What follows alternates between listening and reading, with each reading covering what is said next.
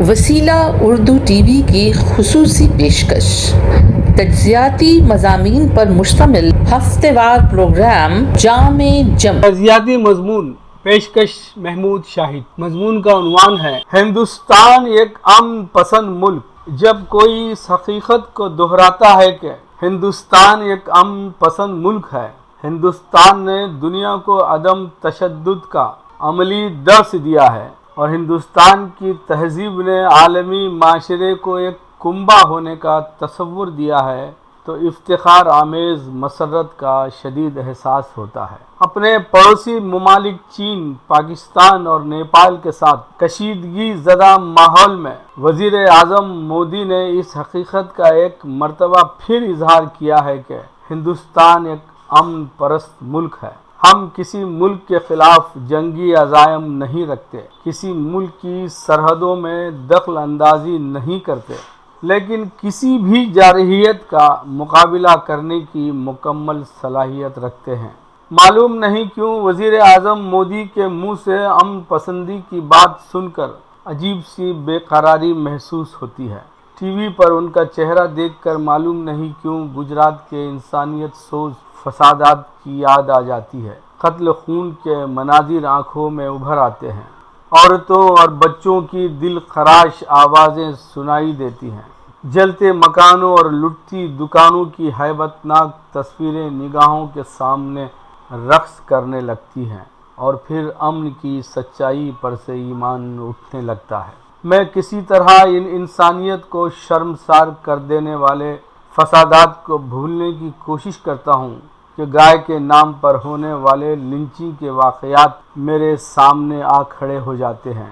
کس بے دردی سے گائے کے نام پر نوجوانوں اور بوڑھوں کو زود و کوب کیا گیا، انہیں زخمی کیا گیا، انہیں موت کے گھاٹ اتارا گیا۔ انہی المناک واقعات کے درمیان جے شری رام کا نعرہ نہ لگانے والوں کے ساتھ جو غیر انسانی سلوک کیا گیا، وہ سانحات تازہ ہو جاتے ہیں۔ کسی کو چلتی ہوئی ٹرین سے نیچے پھینک دیا گیا، کسی کے لاٹھیوں اور ڈنڈوں سے مار مار کر ہاتھ پیر توڑ دیے گئے، کسی کو سڑک پر برہنہ دوڑایا گیا، کسی کی داڑھی نوچی گئی اور کسی کی ٹوپی اچھالی گئی۔ میں ان دردناک واقعات سے باہر آنے کی کوشش کرتا ہوں کہ مظفر نگر کے فسادات کی آگ میرے وجود کو جلانے لگتی ہے۔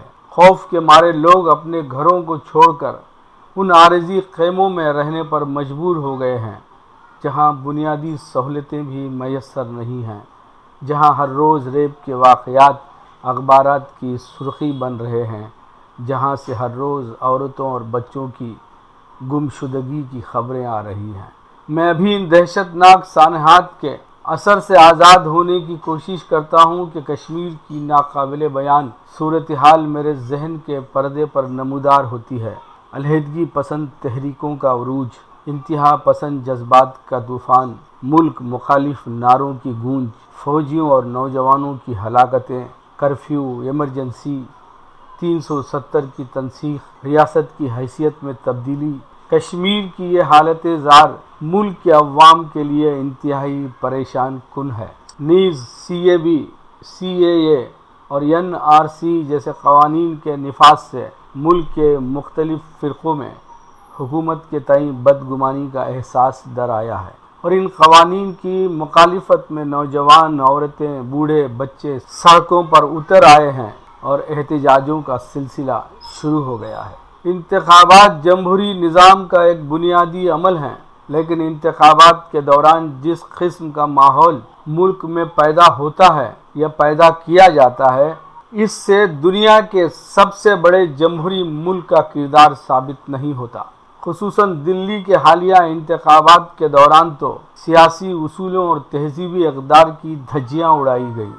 گالی گلوچ، ایک دوسرے کو گولی مارنے کے نعرے، ایک دوسرے کو ملک دشمن قرار دینے کا رجحان، ایک عجیب قسم کی بدامنی اور انتشار کا ماحول پھیل گیا تھا، اور اسی دوران دلی کے فسادات برپا ہو گئے اور ملک کی پیشانی پر ایک اور بدنما داغ کا اضافہ ہو گیا۔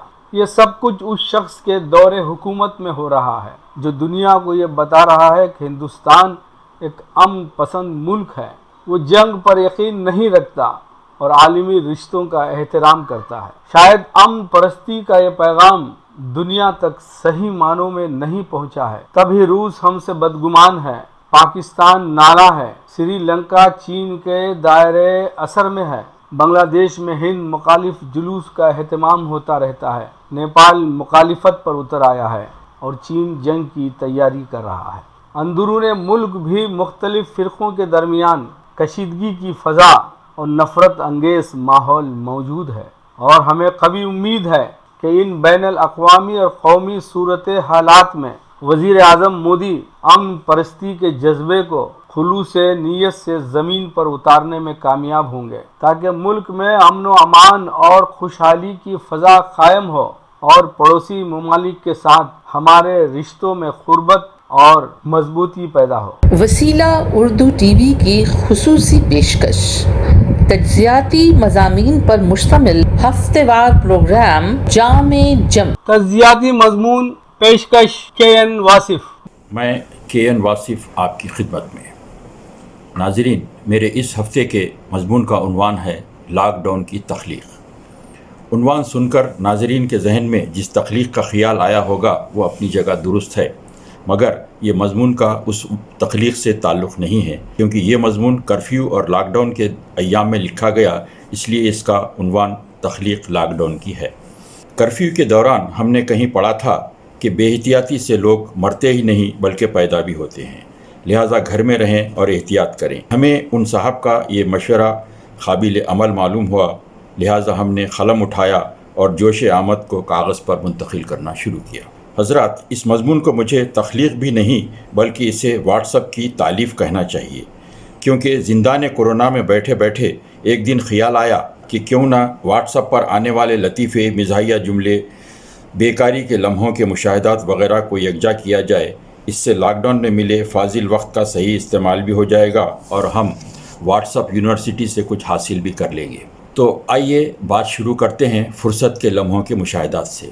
ایک صاحب نے لکھا، نصرت فتح علی خان کے گائے ہوئے کلام آفری آفری میں نصرت صاحب نے آفری کا لفظ 76 مرتبہ دہرایا۔ تو ایک صاحب نے لکھا کہ سیلنگ فین کا سوئچ آف کرنے کے بعد 1 منٹ 43 سیکنڈ میں وہ پوری طرح رکتا ہے۔ ان مشاہدات کو پڑھ کر اندازہ ہوا کہ لاک ڈاؤن میں لوگوں کے لیے وقت کاٹنا کتنا کٹھن ہو گیا تھا۔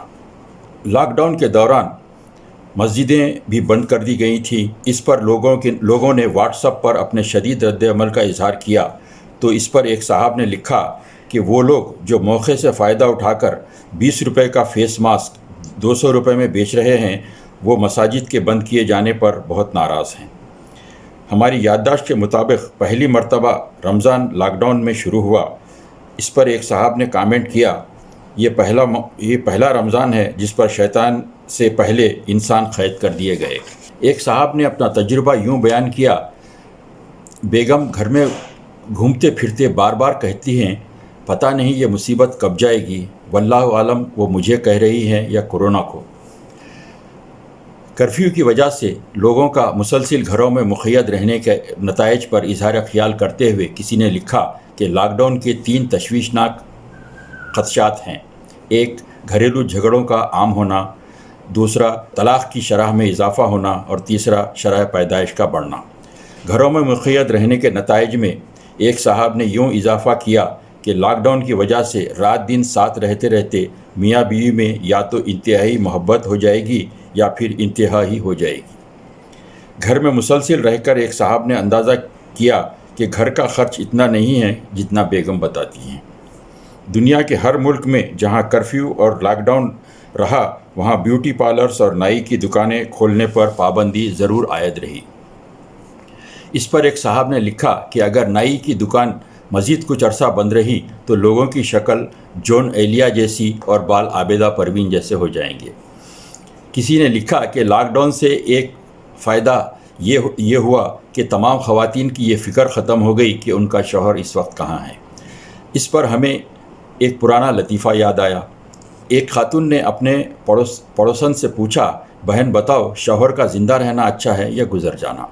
اس پر پڑوسن نے حیرت کا اظہار کرتے ہوئے کہا، تم ایسا کیوں کہہ رہی ہو؟ इस पर सवाल करने वाली खातून ने जवाब दिया, इसलिए कि हमें यकीनी तौर पर मालूम हो जाता है कि वो कहाँ गया है। कर्फ्यू की वजह से घर में कैद रहने पर हर शख्स नाला था। इस सिलसिले में बड़े पयामात आए। एक साहब ने लिखा कि अगर घर बैठे बैठे बोरियत हो रही हो तब भी सब्र करें, वरना अस्पताल में इससे ज़्यादा बोर हो जाओगे। तो दूसरे ने एक कदम और आगे जाकर यूँ कमेंट किया कि फ़ोटो फ्रेम में लटकने से बेहतर है घर बैठकर बोर होते रहो। घर में कुछ हरकत तो कर सकते हो, फ़ोटो फ्रेम में तो जकड़ जाओगे। घर बैठे बोर होने की शिकायत करने वालों को किसी ने ये पैगाम भी भेजा कि कर्फ्यू में घूमने का मन कर रहा है, गूगल मैप खोल लें। मैं ख़ुद इस वक्त न्यूजीलैंड में हूँ और कुछ देर बाद अमेरिका निकलने वाला हूँ। एक साहब ने लिखा कि इनके तकिए ने उनसे कहा, हुजूर ये 24 घंटे मुझ पर सर धरे रहोगे, ज़रा मुझे भी तो सांस लेने का मौका दीजिए। तो इस पर दूसरे साहब ने लिखा कि अलमारी में लटके हुए कोट ने पतलून से कहा, हमारे साहब हैं या गुज़र गए, क्योंकि एक अरसे से हमें हाथ नहीं लगाया। तो फौरी पैजामे ने जवाब दिया, आजकल सिर्फ मैं ही 3 वक्त की ड्यूटी कर रहा हूँ। एक वीडियो में अफसर आला अपने मातहत को ये कहते हुए डांट रहे हैं कि जब मैंने तुम्हें फ़ोन किया था तो तुम्हारी वाइफ ने बताया कि तुम बर्तन धो रहे हो।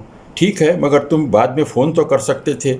इस पर कारकुन ने जवाब दिया, सर फ़ोन किया था लेकिन आपकी मैडम ने बताया कि आप कपड़े धो रहे हैं। अफसर ने सुनी अनसुनी करते हुए मौजू बदल दिया। एक और वीडियो में जानमाज़ पर बैठी खातून से शौहर कहता है, दुआ करो मेरी परेशानियां ख़त्म हो जाएं। तो बीवी ने कहा, अपनी परेशानियों की वजाहत करो, मैं ऐसी गैर वाज़ेह दुआएं नहीं करती। एक और वीडियो क्लिप में छोटा बच्चा अपने बड़े भाई से पूछ रहा है, भैया ये आदमी कौन है जो आजकल अपने घर में सो रहा है? तो बड़ा भाई इसके सर पर हल्की सी चपत लगाकर कहता है, अरे ये अपने अब्बू हैं। व्हाट्सएप पर गुरबा में अनाज वगैरह तकसीम करने के सोशल मीडिया पर मुसलसिल वीडियो देखकर एक साहब ने लिखा कि नेकियां ऐसे करो जैसे शादीशुदा मर्द घर का काम करते हैं। इस पर हमें एक लतीफ़ा याद आया। एक साहब घर में झाड़ू लगा रहे थे कि बग़ैर दस्तक दिए उनकी पड़ोसन घर में दाखिल हो गईं और साहब खाना से कहने लगी, जनाब आप झाड़ू पोछे का काम तो बड़े माहिराना अंदाज में करते हैं, अगर वक्त हो तो हमारे घर का झाड़ू पोछा भी कर दें। इससे क़ब्ल के वो साहब कुछ कहते, खातून ने कहा कि जनाब ये खिदमत फ्री नहीं ली जाएगी और इसकी फ़ीस आप ख़ुद तय कर लें। जवाब में उन्होंने कहा कि मैडम पड़ोस का मामला है, इसमें भाव ताव क्या करना, बस आप भी वही दे दें जो हमारी बेगम। वो साहब ने अपना जुमला मुकम्मिल भी नहीं किया था कि वो खातून झेंप कर तेज़ी के साथ वहाँ से निकल गई। हज़रात, व्हाट्सएप पर पयामात का सिलसिला जारी रहेगा, मगर मैं अपनी बात ख़त्म करने से क़ब्ल एक ऐसा कमेंट सुनाऊंगा जो आपके दिल को छू लेगा। एक साहब ने लिखा कि इबादतों और दुआओं से कोरोना का अजाब नहीं टल रहा है तो 10 रुपये की चीज़ को 10 रुपये में बेच कर देखो, हो सकता है अल्लाह को रहम आ जाए। शुक्रिया। वसीला उर्दू टीवी की खुसूसी पेशकश, तज्ज़ियाती मज़ामीन पर मुश्तमिल हफ्तेवार प्रोग्राम जामे जम। पनाह गज़ीनों का आलमी दिन और दुनिया की एक बड़ी आबादी बेघर। दुनिया भर में पनाह गज़ीनों का आलमी दिन मनाया गया। पनाह गज़ीन से मुताल्लिक़ अक़वाम मुत्तहिदा के इदारे UNHCR के मुताबिक इस वक्त दुनिया भर की एक बड़ी आबादी अपने घर से बेघर है। अक़वाम मुत्तहिदा के इस इदारे की जानिब से जारी करदा आदाद व शुमार के मुताबिक इस वक्त दुनिया में 69.5 मिलियन अफराद पनाह गज़ीनों के तौर पर ज़िंदगी गुजार रहे हैं। इनमें 5.6 मिलियन फ़लस्तीनियों समेत 26 मिलियन अफराद अक़वाम मुत्तहिदा के इदारों UNHCR और UNRAW के ज़ेर इंतज़ाम ज़िंदगी गुजार रहे हैं। 45.7 मिलियन ऐसे अफराद हैं जो मुख्तलिफ तनाज़ात के बाइस अंदरूने मुल्क ही बेघर हुए हैं। 4.2 मिलियन अफराद दूसरे मुमालिक में पनाह के ख्वाहिशमंद हैं, जबकि वेनेज़ुएला से बेदखल अफराद की तादाद 3.6 मिलियन है। गुज़िश्ता 30 साल यानी 1919 से लेकर 2019 तक दुनिया भर में بے گھر افراد کی تعداد میں 100% اضافہ ہوا ہے۔